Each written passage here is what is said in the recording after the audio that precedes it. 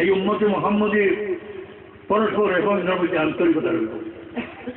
একে অন্য বিরোধিতা করতো নাই, একে অন্যের হিংসা করতো নাই, একে অন্যের ঘৃণা করতো নাই, একে অন্য দুষ্কৃতি অন্বেষণ করিয়া তারা বেইজ্জত করবার চেষ্টা করতো নাই, একে অন্য শিক্ষা লইয়া কিভাবে তারা ধ্বংস করতো সেই চেষ্টা করতো নাই, বরং আপুদের মধ্যে তার আন্তরিকতা রইল।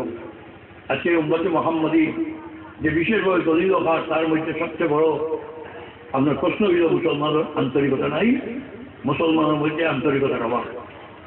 মুসলমানের মধ্যে আন্তরিকতার অভাব বিভিন্ন কারণে, তার মধ্যে এক কারণ মোসাইলে সরকারিয়া নিয়ে কোনো সময় আমরা সমাজ খণ্ডবে খণ্ড হয়ে যাই।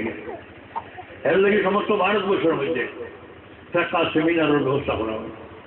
ফিকহ সেমিনার একটা বিভিন্ন মোসাইল নিয়ে সমস্ত পৃথিবীর উলামায়ে কেরাম, সমস্ত পৃথিবীর হানফি মাযহাবের উলামায়ে কেরাম